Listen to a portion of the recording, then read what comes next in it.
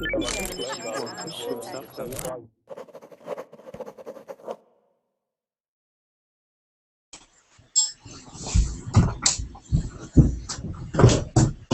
coffee would be good if you've got some. Hello there. Welcome back. So that was an interesting lesson. Hi there, Sandeep. Hope that you can fix your sound though, Sandeep, because there was a problem in the last conference just now, in the last lesson. So let's see how your sound goes now.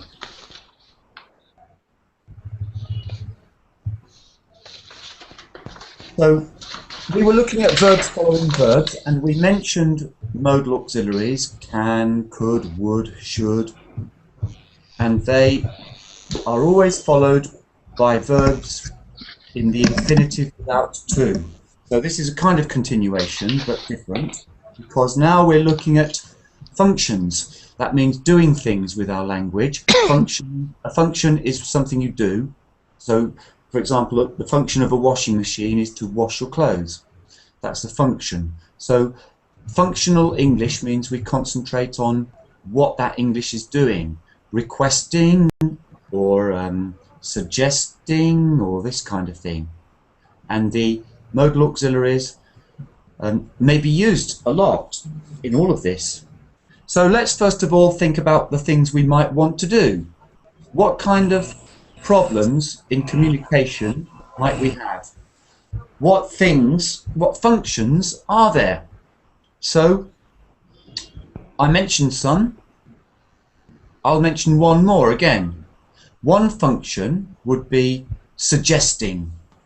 I will use a gerund noun, suggesting, or suggesting.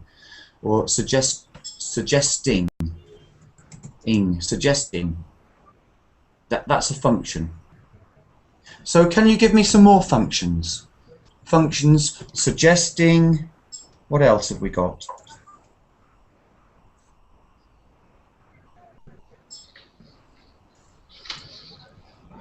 I think, any more? Hello, welcome back everybody. Hi Francisco, welcome back. Hi, have you back. Carlos, hi. Hello. So we'll start off then thinking about all of the different kinds of functions we might need to build our vocabulary around. And then we will find some nice phrases to learn for each. Sometimes you need 2 or 3 phrases, because sometimes we have a formal situation at work and sometimes an informal situation in a cafe or a bar or something like that, or at home. So if I suggest something to my boss, I might not use the same language as suggesting to my friend. If I want to suggest to my friend that we turn the TV over to another channel, what would I say to him? How would I suggest to my friend watching TV that I want to turn channels over? Change the channel. Can you please change the channel? That might be asking him to do it. Suppose I just wanted to suggest that I do it. How would I say that? Can I change the channel? Yes. So the word "can" is a very useful word. Can is like a kind of wild card, a joker word. Can be very useful. Some informal English, very formal English, sometimes "can" is a bit more restricted, but in common everyday language, can be used for so many things. It can be used for asking for permission. So, can I go now? Is asking permission to go. More formally, you may choose not to use can. And if you're asking, suppose you're asking somebody and you want to be slightly more formal, asking them permission to leave. Is there another way to use another modal auxiliary verb, not can? Can I go now is very informal. Shall I? shall I go now is a little different. The word shall is sometimes the same, is sometimes different. We look at shall. Shall is a modal verb which is quite interesting because it's often asking permission. But sometimes it's the same as will. Shall is the same as will sometimes, but not always. So if I say I'll go now, it could be I shall go now or I will go now, no difference. But sometimes shall is different to will. Shall I go? Shall I do that? Is asking, making a suggestion. Shall I do that for you? I could do that for you. Would you mind if I do that? Shall I do it for you? But not will I do that for you. If you say will I do that for you, they will say, well, you should know. You should know your own mind. Why are you asking me? But if you say shall I do that for you, then you're suggesting. So, okay, so we've got suggesting. Suggesting, what other functions are there? Asking. Permission, asking for permission, that's another one. Can you tell me some others, please? Sí. Sorry, I missed that. Sí. Hola.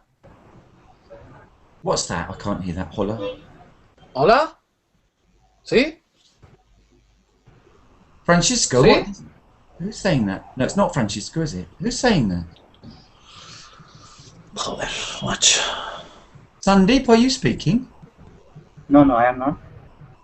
Who's saying? I don't know who was saying that. I couldn't see. Okay, so let's get back on topic. So I want, first of all, everybody to brainstorm with me a list out. I want a list of all of the different kind of possible common functions in English. Suggesting is one. Asking for permission is another. Requesting. Requesting is another one, yeah. What about this one? What is this one? Oye, ma, Would you like to go to the party? ¿qué pasa, hija? Que es que lo he cogido pero no escuchaba nada. Y ahora... There is a mute button on the microphone, ladies and gentlemen. I normally get somebody muting me when I'm just teaching English, but never mind. So, okay, so we've got requesting, suggesting. What about this one? Tell me what am I doing now? Would you like to come to the party tonight? Please come to the party tonight with me. What am I doing?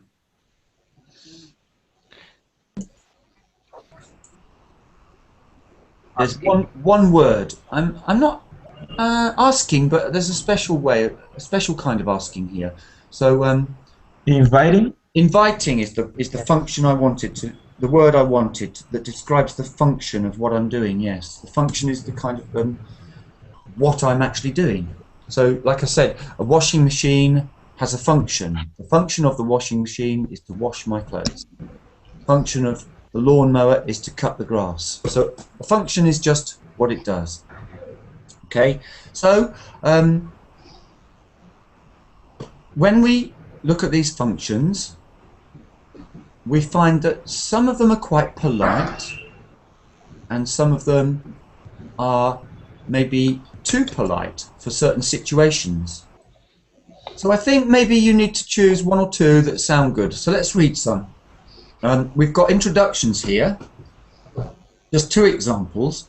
Could I introduce you to a colleague of mine? And I'd like to introduce you to a colleague of mine. If you're introducing somebody, you know, there are different ways of doing it. Can anyone think of another way? Another way of introducing people? May I introduce you to a colleague of mine? May I? Yeah, that sounds quite polite, yeah. May I introduce you to a colleague of mine? Jack, here's John. Yes, that sounds good. So sometimes we have so many different possibilities. So I'm going to move down to one of the more common functions now. So introductions, finishing a talk, offering encouragement. I'm going to move down to agreeing. Whoops, what happened there? That didn't seem to jump very well. Don't know why. Let's go down to it then. Ways of agreeing in English. So we've got just basic ones like yes, true, I agree.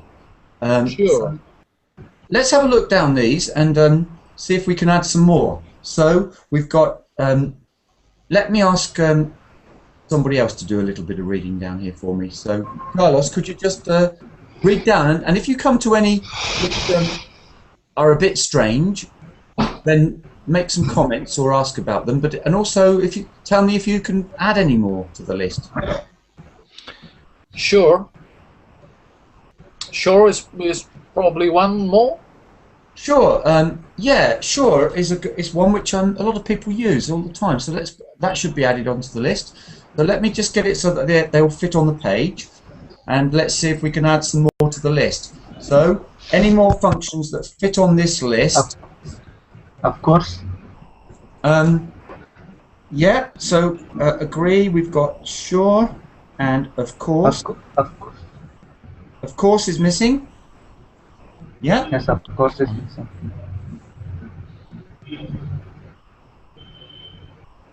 Maybe another one or two. Let's give it a minute, and if not, Exactly. I know. No, go on. I know exactly. Oh no, it's a 12. Well, Okay. Sorry. well, just exactly on its own is Yes, just exactly. is fine. Exactly. Yeah, that's a very good one on its own. I'm of the same opinion. I'm of exactly the same opinion. Yeah, I like that one word. Exactly. That should go to, and sure, those should go to the top, being very short. And that shows real natural English. Sometimes words have no meaning on their own, but they have a lot of meaning in relation to the conversation. Sometimes a whole sentence is totally without meaning, but in a conversation it has meaning.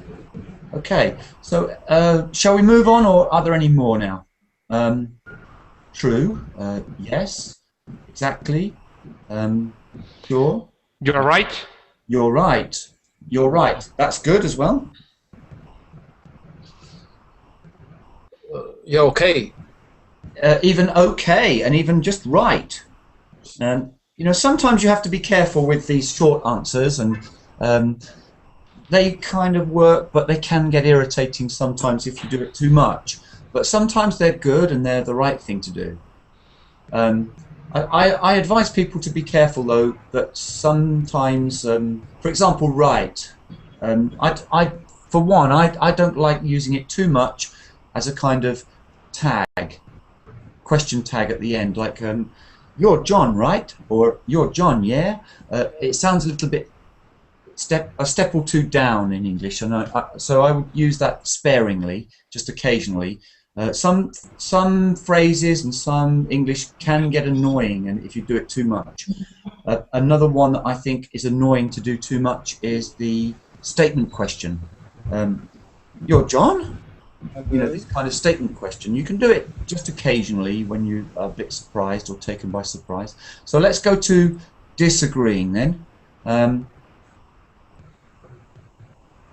And let's see if we can add some more. I've got to make it even smaller to fit on there. Whoops, sorry. It jumps when I do that. Disagreeing. We've got, starting with no. I don't agree with you. I don't agree with you. Yes, so you just used the basically the words, didn't you? So disagree. I don't agree. Just state the facts. Yeah.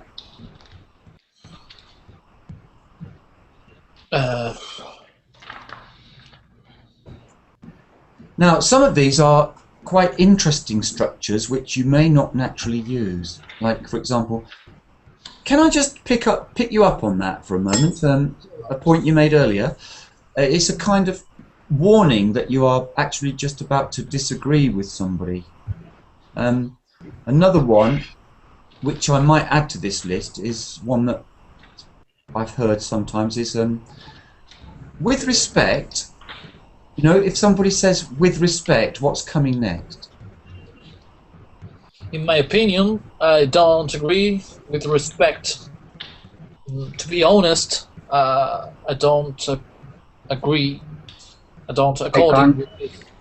Yeah, it's a bit like frankly. If somebody says the word frankly, they're warning you probably that they're just about to disagree with you. So frankly might go down on the disagree list as well, because as just a kind of lead-in, you'd say something like, frankly, I don't agree with that at all. And so, can I just pick you up on a point you made earlier? This is a polite way of saying, well, I don't really agree with something there. I have another angle on it. So is 8. I understand where you're coming from, but have you considered? So there are kind of indirect ways to do it, and you have to think about the situation a bit. So let's try inviting now. Let's try and ask somebody here to read the inviting ones. Maybe Francisco, can you try and read some of them for me? Let's read number 1. Like I should very much like you to have dinner with me. Yeah, and what do you think of it? Does it sound like it's a little bit over the top, or does it sound natural enough for you? For me, it's not very natural. It's too polite. It's very polite, I think. Yeah. So it's sometimes this is a problem. Sometimes you have to use the right language for the right situation, and it works both ways actually, because English is a language like many languages with lots of different levels of formality. You know, when you start learning English, you think that there's slang, bang, up that end, and formal, everything else. But it's really not that simple. There's a lot of leveling in formality, and so you have to get some kind of idea about it. And there are some structures which are really not good for using just in informal situations, because they're too polite, too indirect. Generally, polite structures have a lot more words because they're indirect. Like, would you mind? Or something like this. And the more direct structures can be less formal and less polite, but sometimes quite neutral. So that one you think is a little bit too polite, maybe too formal. What about the next one? Can you read on a bit, please? Would you like to have dinner with me? Is that better for you, or still a little bit? Yeah, it's more informal. It's more natural for me. Yeah. Yeah, I think this one is somewhere in the middle, and it's quite reasonable to use this. It's not particularly formal or informal. So it has, would you like to have dinner with me? It's just a natural way of suggesting something. So, and now read number 3 and tell me what you think of that one. May I invite you to have dinner with me? That sounds really strange for me. I don't think I would ever say that. What do you think it sounds like? It's another way to invite to want people to have dinner with you. I think it's a good way. Yeah. I prefer, in terms of natural English, I prefer number 2. I prefer number 2. Yeah, I don't like number 3. It sounds a little bit creepy if you say may too much. You know, may is a good word sometimes in the right situation, but here it really sounds a little bit too much icing on the cake. So I think maybe even just changing that word may would fix it all. Can I invite you to have dinner with us tonight? With me is better. Can is a useful word sometimes for dropping the formality level and just a very useful modal verb, just to be kind of informal. So let's move on to Gipe. Can you read some for me? Maria, is that your phone? Yep. No? Hello. Was that your phone, Maria? Yeah. Yeah. Well, I suppose you never know when it's going off, do you? But that's fine. So, Faye, can you read the next 2 or 3 for me and make some comments about what you think about the level of formality? Number 4, I'd like to invite you to have dinner with me. I think it's polite, but it's very close to the second one. Yeah, do you feel that there's something slightly too polite about it, maybe? No, I think Yeah, we it's could interesting, really isn't say. it? No, I might say I'd like you to come, but I'd like to invite you. It's not too bad. I think number 3 is too sweet sometimes, but may I invite you to have dinner with me? What do you think about number 3? Number 3 sounds like a business dinner, or the boss. You want to invite your boss, maybe the big boss. It's really a bit too polite or too formal, in my opinion. I would say like that as well, because I feel with the word may is kind of asking permission. So you're almost begging the permission to ask them, to permission to even invite them. So it really is a strange situation, and I don't think most of us would be in that situation. Something like you said, you are not even sure if you should invite the boss. So you're asking permission before you even invite them. So that one is, this is the kind of knowledge which you have to have, and you have to build, and then you have to choose some nice functional phrases for yourself. So can you read the next one, Heathway, that we haven't read yet? Yes. Shall we have dinner together?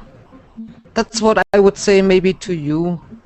It's very to informal. A friend. It's nice, yeah. I think that's a Yes. good one. Shall, and that shows, does that show the different meaning of shall and will? Are the 2 words interchangeable? Yes. Yeah? Yes. I mean, can we actually change it shall to will in this sentence? When we say shall, it's a suggestion more. When we say will, it's a real question. Yeah, that's right. So You doubt when you say will, you have some doubts about it. If the other really wants to come, or if you really want it, it's more. Yeah, and for me, there's a difference between shall we have dinner tonight and should we have dinner tonight. So what do you think is the difference between shall we have dinner tonight and should we have dinner tonight? Shall is a really invitation for dinner, and it's really a suggestion to have dinner together. They should. Then you think, maybe we should drop dinner tonight. We had a huge lunch, so it's more asking if it even should take place at the dinner. Yeah, so there is a difference, and using. Or you think it's not a good idea when you say should. You think it's not a good idea to have dinner together. Yeah, maybe. Could we really do it? Might object. Somebody else might object to the whole idea. So should we have dinner tonight? Maybe we're sneaking off to have dinner. Yes. So shall we have dinner is just a clear invitation. Yes. Should is shows that you have some doubts if it is really a good idea to do it. Now, from 1 to 6, which one would you say was the most informal? Number 6, that's the most informal, I would say. But I wouldn't mind when somebody said to me, "What about dinner?" But that's the most informal one. Most informal, yeah. And there is another very informal word for this, which came up in a text in another lesson, and it's got a word which begins with F, the F word. It has 2 meanings, and it could be "would you like" is one meaning, and another meaning is something very elaborate. Do you know the word? Does anybody know the word? It's a kind of F word, just goes before something, and it could mean "would you like this?" I think But it it's also about means, you think about the sheep and the talking dogs and the talking animals. And there was a word a few weeks ago, or 2 weeks ago, I think we did it. And okay, the word is beginning with F and A. Yes. Does anyone know the word? I'm just seeing if anybody else was in that class. But fancy a drink. Fancy dinner. Fancy dinner tonight. Fancy. That's very informal. Yes. Right. So let's move along and ask somebody to read the next ones and tell me what they think about the level of formality. Mohammed, are you there? Maria, how about you? What number? Well, we've done the first 6, so let's read on some more. So 7, 8, 9. Just read those through, starting with 7, and tell me what you think about their level of formality. Do you fancy having dinner with me? That is very informal. Yes, because the word fancy is always informal. Yeah. And want to have dinner with me? It's informal too. Yes. And would you care to have dinner with me? That don't sound very natural for me. Would you care to have dinner with me? It's more formal, maybe. Maybe more formal, yes. I don't use that expression either, but there are so many functions that I think when we learn functional English, the way to do it that I recommend is to understand a lot, but pick out just 2 or 3 that you actually use. All around the world, that's the way we do it. Everybody has their own way of saying things. They'll say, we say this, we say that. We all have our own way of saying things, but there are so many other ways that we need to understand.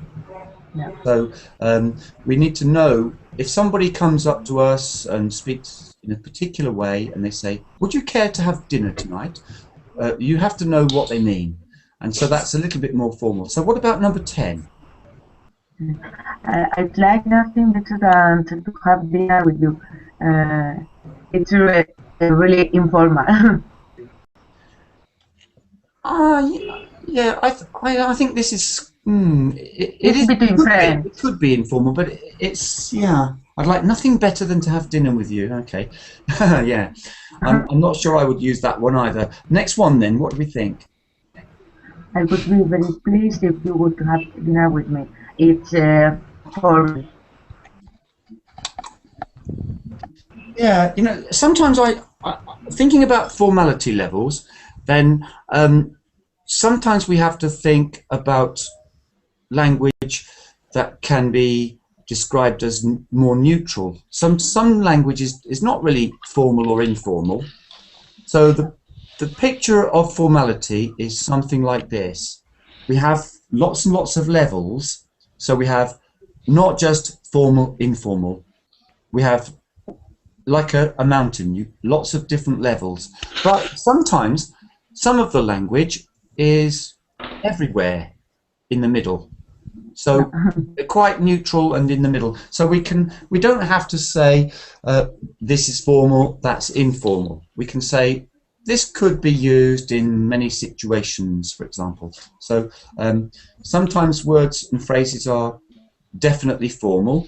Sometimes they're definitely informal. For example, do you fancy dinner? Fancy dinner with me? That's not formal. That's kind of relaxed, informal language. But we just need to think that formality is with lots of levels, but also there's a big middle area as well sometimes, just general language. So let me ask, can you just read the next one? Can you read the next one for me?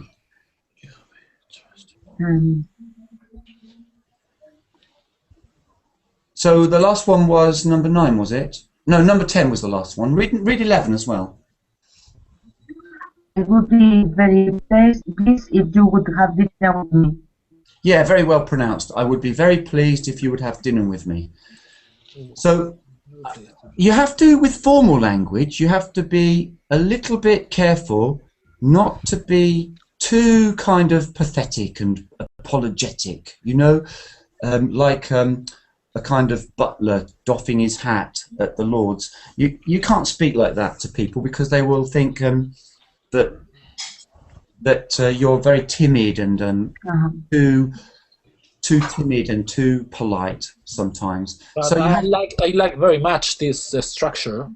I think it's the best of all. number 11. Yeah. Yeah, so it could work in certain situations. It's like to you say it's a pleasure for me if you would have dinner with me. I would be very pleased if you would have dinner with me. I think. Yeah, I might. This form, I might say something like you just said. It would be my pleasure if we could have dinner tonight, or something like that. It would be my pleasure. That's a common structure. Nicely, yes, I agree with you. Yes.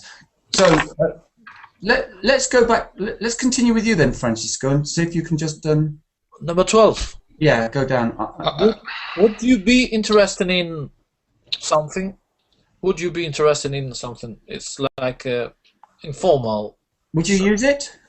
It's an informal structure. Or would you be interested in something if you are talking with your friend? Yeah. Do you think that there would be any chance that you would actually say those words? Would you be interested in lunch tonight? Would you with me? Yeah. Would you be interested in playing football this afternoon, this evening? Yeah, I'm not sure if I used that one or not, but it doesn't sound too unnatural. And number 13, can you read it for me? Here's my car. Please give me a call if you want more information. And who would you say this to? Well, it's if you want more information about something, some reference, some elements, you give your car to one possible customer or one client to sell something to. It's a professional invitation, don't you think? Yeah, and is it natural for you? But it's a mixture between formal and informal.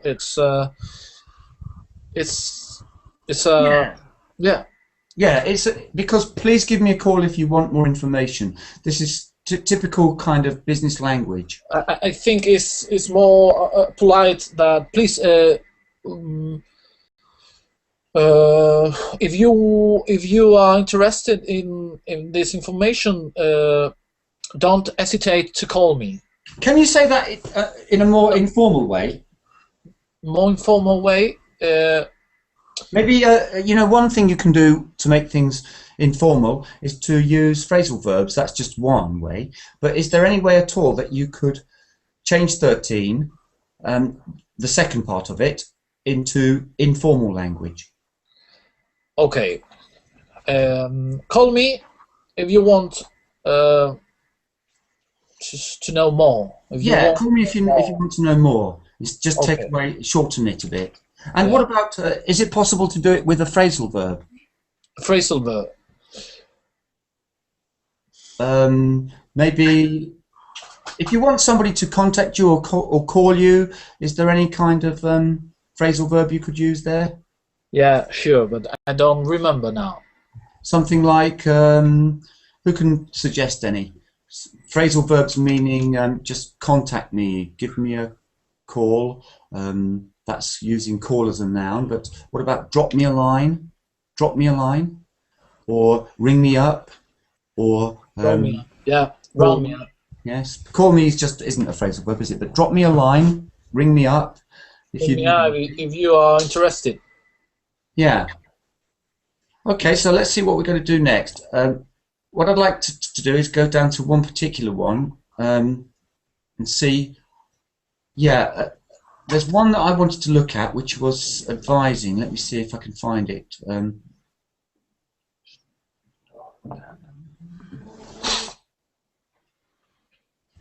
Okay. Can't find it right now. Let's have a look at this one then. Permission, yes. Now, this is a kind of function which it's a good idea to have some up your sleeve have one or two up your sleeve. Do you know this expression, having something up your sleeve?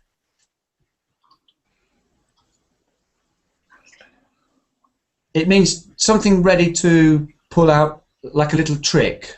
Like if you're cheating at cards, you might have some aces up your sleeve.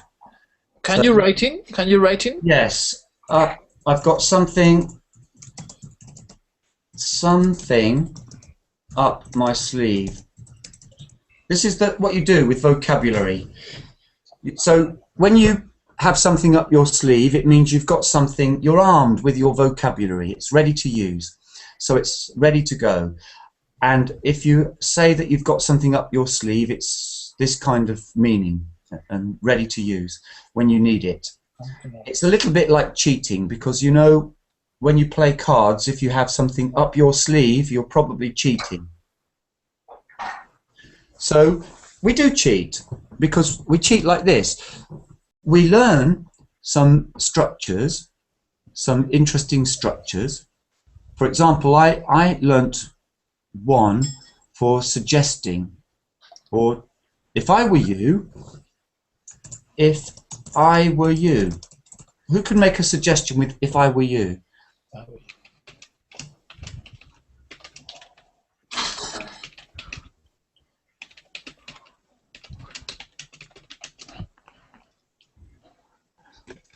If I were you, I wouldn't do it. Or, if I were you, I would go on a diet.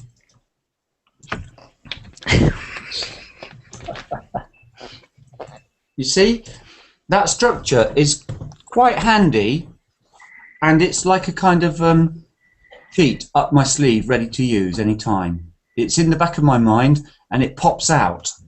So, with functional English, it's a good idea, I've noticed, to do this, because there are some structures which might not come to mind.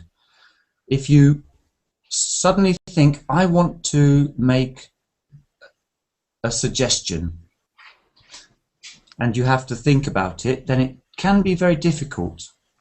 So it's best to be armed with one informal one and one formal one. So if I were you, I'd go on a diet. How could we very politely suggest something? Maybe we can't if it's a diet. So let's change it to a training course. If I were you, I'd go on a training course. Now let's try and see if we can change it two ways. This is fairly neutral, it's just chatting to my friend. If I were you, I'd go on a training course. It's a great idea. So two ways to change it. It could be a lot more formal and polite with a kind of back out clause or something, or it could be very, maybe informal. Can I have some other alternatives? The same meaning. If I were you, I'd go on a training course.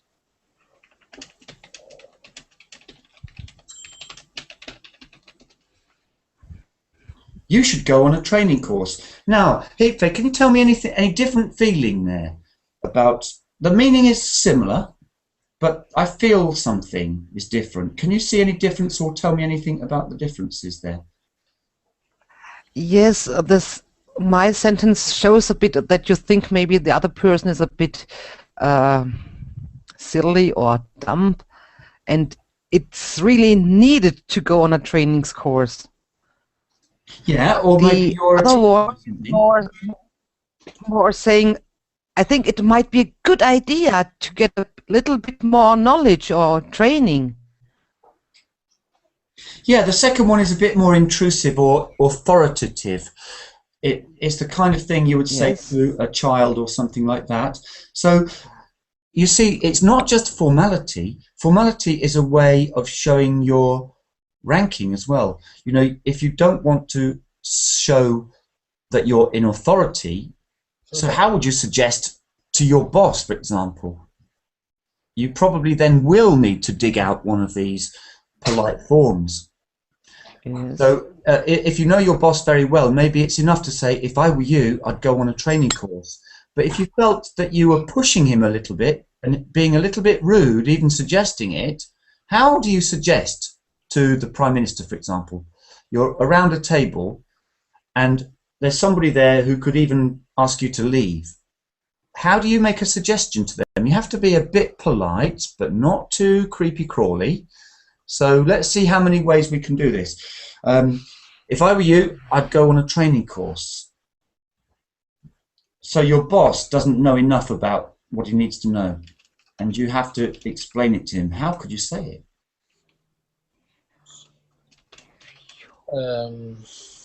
It's a good idea.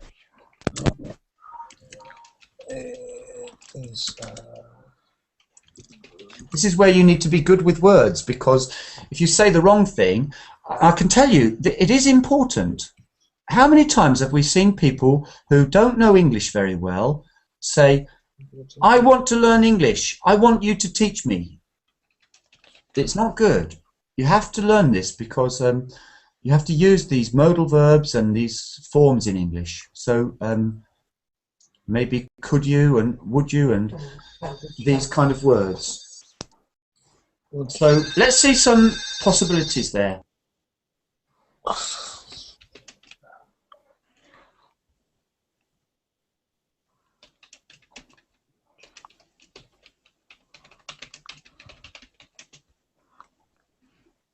How about I think it might be a good idea?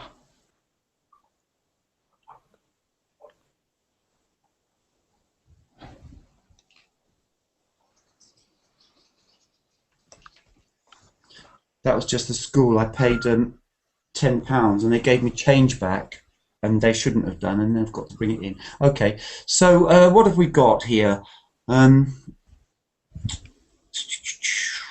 It's a good idea to have a training course. Yeah, that's getting there, I think. I think it might be a good idea. I like that one. I like that one very much, because let me tell you something. Like I called it just now the back out clause. That's just a phrase which kind of jumped into my mind. I'll write it for you.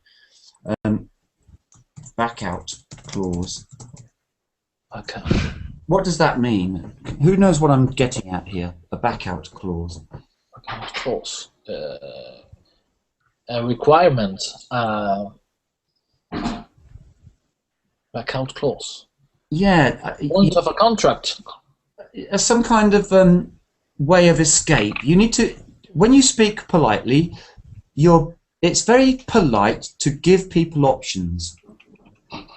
Yeah, yeah, it's very, very British. So very polite. If you really think, bosses even do it.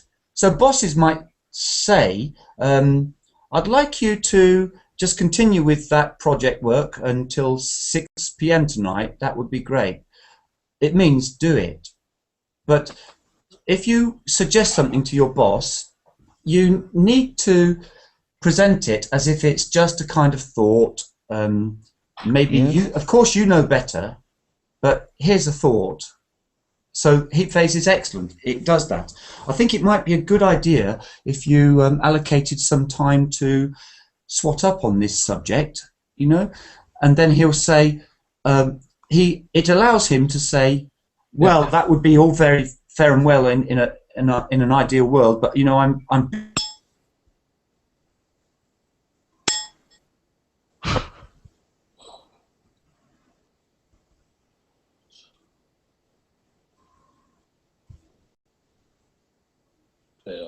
I don't hear you.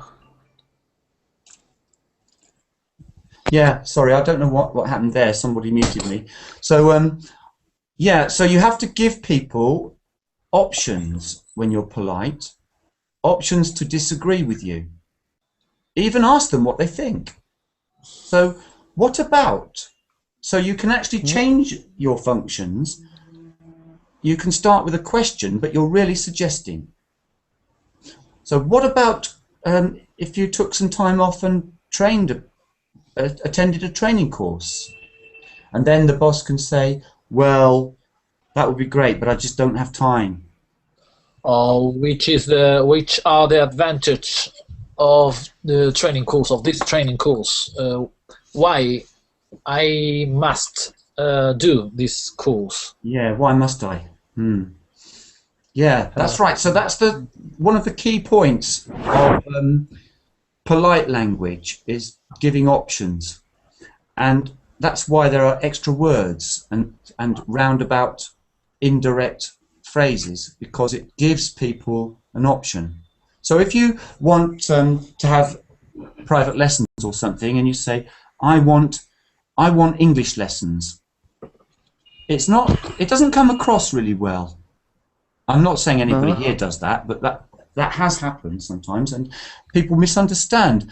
And it's even people like me who know everybody and know that not everybody understands English very well. The first thing that comes to my mind is that's very direct and a little bit rude and pushy. Pushy. Do you know this word, pushy? Yes. Very rude, yeah. Very rude. So we need to, for each function, get ourselves ready with one phrase to use with our friend, our best friend, and one which we can use in a more polite form. So what did we get with I think you should go on a training course. We said, I think it might be a good idea if you go on a training course. That's good for the boss. Yeah, and if you're telling a young child, I think you can just be more direct and say you should go on a training course. Right. Which of these on the screen, everybody can just say, which of these on the screen are natural for you and which are unnatural?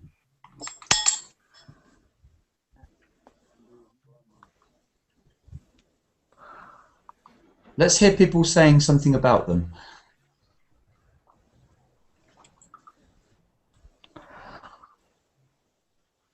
I would most of the time use number 1. Oops. Yeah, me too. I think so. I would use number 1 a lot. Can I borrow your pen? Can I just? I might even throw in the word just. Can I just borrow your pen a moment? Sometimes when you speak English, you can throw in extra words just as fillers, just to make people feel good. And that is all related to intonation as well. So can I just borrow that pen a moment? And if you really want to be polite, throw at the end, if you don't mind. If you don't mind. So you can dress them how you like. That one, number 1, is very natural for me. Are there any unnatural ones? I didn't use number 2. Please It's really a bit polite. Then number 3, number 1 and 3 are fine for me. It's never wrong to say please, but then I would put it on at the end. Yeah, me too. Isn't that interesting? Because this word please fits in a few different places, but look at that, it's making a difference, isn't it? Isn't it strange how everything makes a difference? So, please can I borrow your pen? Can I borrow your pen, please? Yeah, quite different, isn't it? So we can see that sometimes we have the same logical meaning with words. So a computer will understand them both the same way. A grammar checker might. Please, can I borrow your pen? Can I borrow your pen, please? No difference. No, it's better. Do you mind if I borrow your pen? Yeah, so it's all linked to pronunciation as well. Exactly. So we see it's not just about words, it's about pronunciation as well. Are there any very weird ones here? Are there any strange ones? I think number 10 is a bit too over the top. Number 10 is crazy structure. I hope you don't mind me asking if I can borrow your pen. It's very polite. Or yes, or if I would say I'm wondering if I could borrow your pen, that would be over the top. Yeah, only because it's a pen, though, maybe because only a pen. It's the objective is a pen. Please. Yeah, I think it's because of the pen, not the structure of the words. So those words could be used in another situation. Another situation is I hope you don't mind me asking if I can borrow your car, please. Yes, is another situation. Yeah, Yeah, because Drive your car.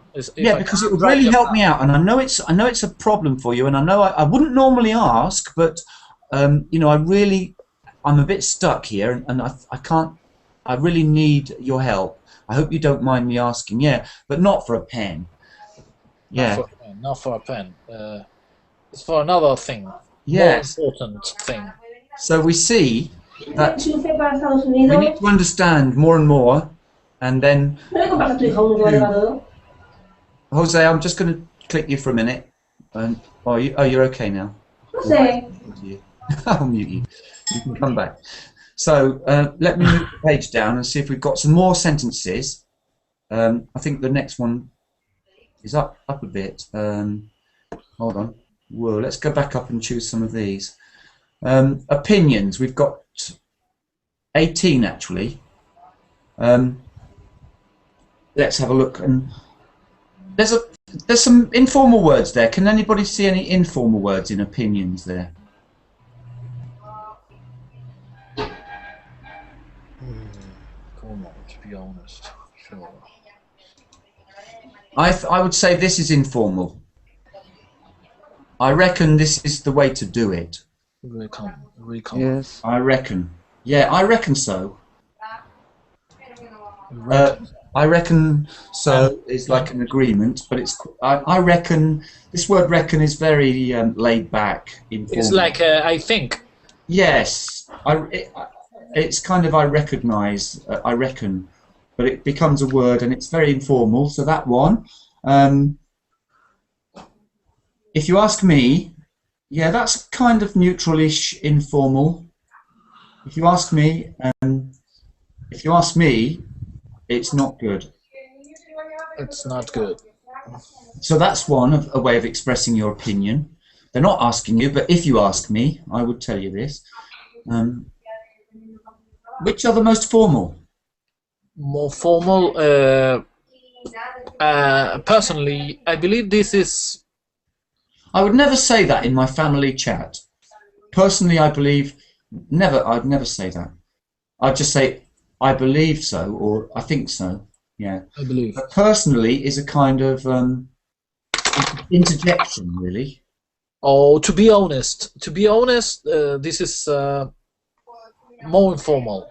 Yeah. Again, the test for me is that I can't see myself ever saying that at home with my family. And there's one that's even more more formal. Yeah. Maybe this one, but this is one that we mentioned before. This has a special kind of meaning. Oh. Well, whenever I've heard the words, I remember a particular friend in Harrogate actually. I was having a discussion with him, and the words came. Even though he's a friend of mine, he said, "With respect," he said, and I thought, "Oh dear, I'm in for it now."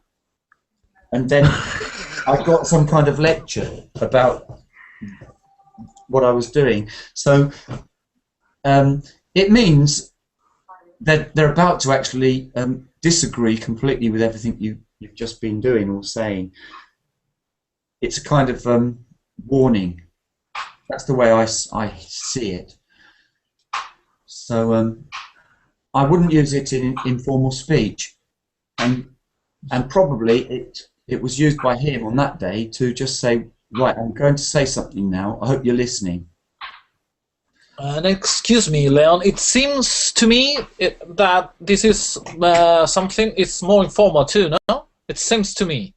Yeah, I got in trouble at university for saying that once because I was in a philosophy lecture and I said this and someone says, "I don't care what it seems to you." Okay, all right. Okay. Yeah, so it seems to me is very like as if you haven't really analysed it properly, and it's kind of informal, definitely. Yes. As far as I'm concerned, that reminds me of a malapropism joke, which was, as far as I'm conceived. But as far as I'm concerned, yeah, that's probably a form which you won't see English learners using. But because there are lots of forms which are packed full of extra words, and when we learn a foreign language, we don't learn to speak that way. So, for example, I was packing in some extra words like, would you mind if I just borrow that pen a moment? You know, a just and a moment. Throwing in these extra words, you hear native speakers do them, just to give them a chance to say a few more words, to colour everything a bit more. And so I think this one comes in that category. I don't think there are some structures which you just don't hear English learners use. As far as I'm concerned, well, I can't remember ever hearing anybody say this apart from native speakers. And maybe that applies to some of these others. Are there any other strange ones here? Well, I must say, yeah, you see, this kind of well as a kind of interjection. People who learn English don't say this. They don't say, well, if you must. They don't say this kind of way. Well, I must say, this is really most peculiar. So the thing to do is just kind of get to grips with understanding them when you hear them. So if I say to you, well, I must say this is really most out of order, how do you work that one out? You're listening to what I'm saying, but you don't have to use all of those words. But you need to get yourself ready and armed with some little expressions like that which you can use. I think if I were you, I would go on a course is a good one for advice. What is the name of that structure? Who knows the name of the structure? If I were you, I would go on a training course. Not heap fake, because I know you know that one. But who else can tell me the answer? What's that structure called? If I were you, I would go on a training course. If I were you, I would go on a training course. There's a name for it.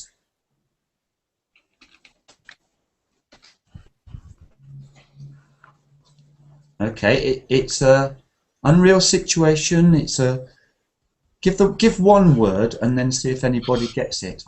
Second conditional, yes. Second conditional, yeah. So, yes, it's very unreal situation, but very natural English actually. So if I were you, I wouldn't do that. It's quite a nice one. I like it because it's quite short and as a phrase, not too difficult to understand. So that's the end.